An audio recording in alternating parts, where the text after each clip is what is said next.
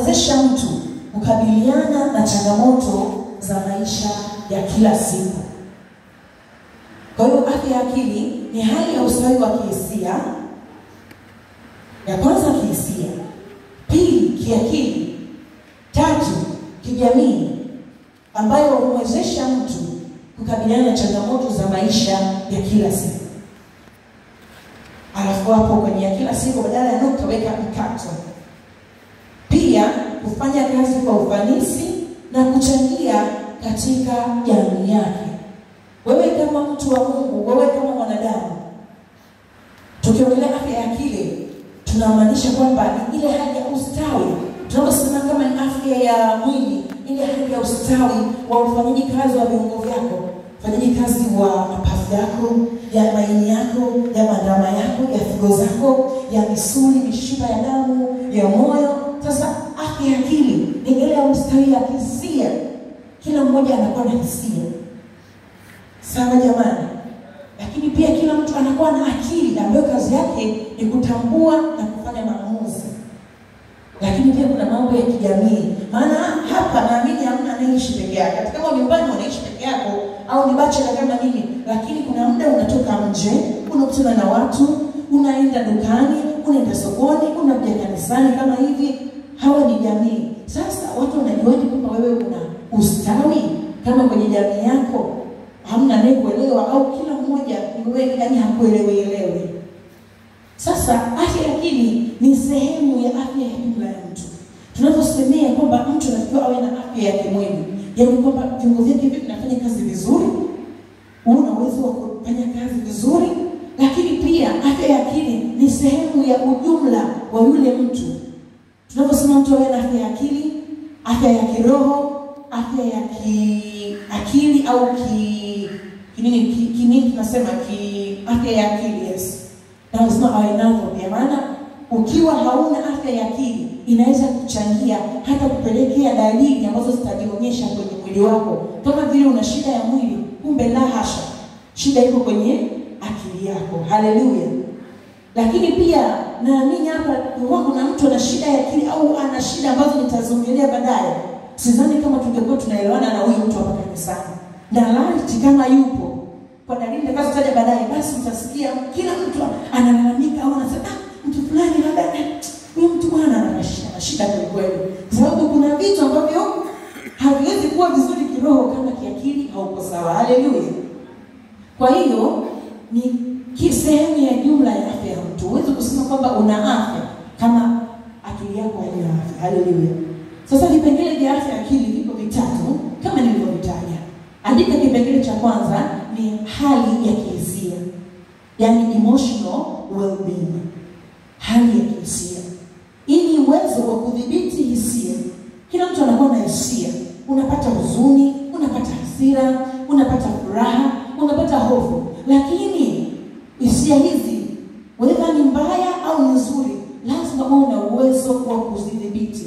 Ulishaikuona mtu ana furaha, lakini badala ile furaha kuambukizwa kwa wengine inakuwa kero kwa wengine.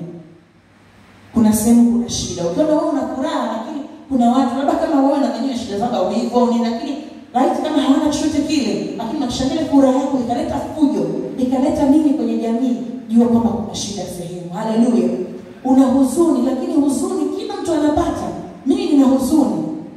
Hata kuna watu kwenye Biblia wameonyesha walikuwa na huzuni, lakini huzuni ikipelekea mpaka kuhatarisha uhai wako au kuhatarisha maisha ya mtu mwingine, kuhatarisha amani iliyoko katika jamii, katika kazi yako, basi tunasema afya ya akili yako haiko vizuri. Hasira. Kila mtu ana hasira. Hata uone mtu anacheka kila saa, lakini kuna muda tu kuna kitu kinamngorota sehemu na anapata hasira. Lakini kila mtu anapata hasira, tunazidhibitije hizo hasira zetu?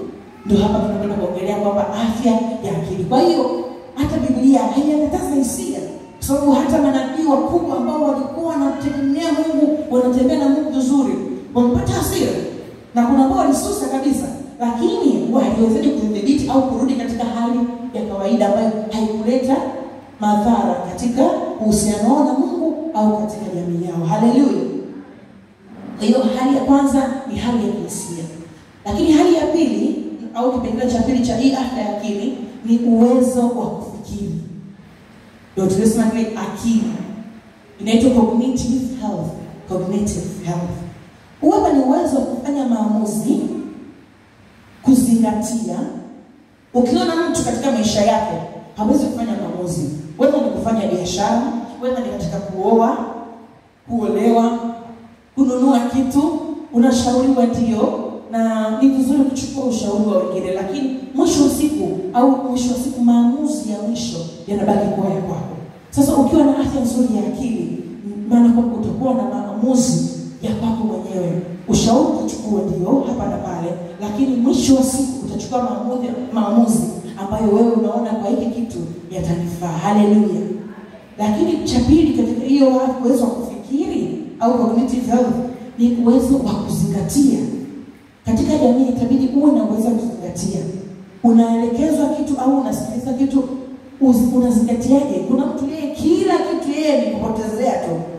Mkiambia sisi vijana tufanye hiki, bwana sijui nini. Yaani hana uwezo wa kupitia vitu au kuvichukua vitu kwa uzito wake wa jinsi vilivyoongelewa, yani na kujiweka katika nafasi ya utendaji. Haleluya.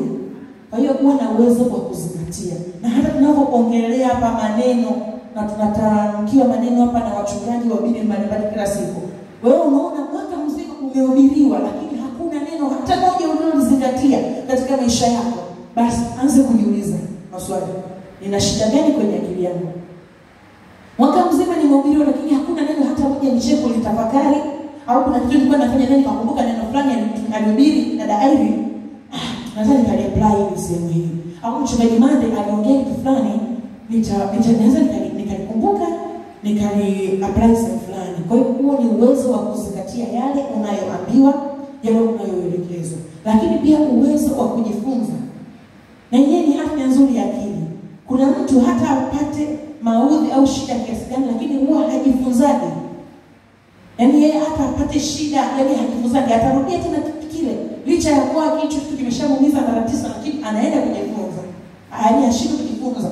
Anashindwa kujifunza anaenda kukirudia kile ambacho kimemletea maafa au majanga. Haleluya.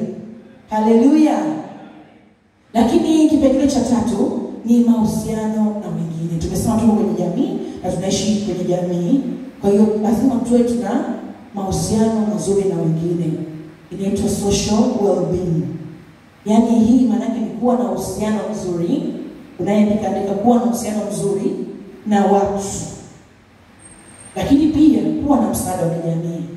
Wewe kama mwanadamu, nilikuwa nawaambia vijana kwamba haiwezekani kama kijana kila mtu akikuongelea wewe, yani katika hamna kitu ambacho wewe unatajwa kwamba wewe ni msaada katika hili. Basi hata katika vitu vidogo tu kusafisha kanisa, kufanya hiki, sijui kutoa, kujitoa sijui kwenye kitu gani, kumtegemeza mchungaji, sijui kusafisha viti, sijui kunaniliu kwenda kwenye jumuiya, yani kwenye vitu fulani, yani wewe katika jamii yako hamna sehemu ambako mtu ameshawahi kukutaja kwamba wewe una mchango katika jamii. Yani kwa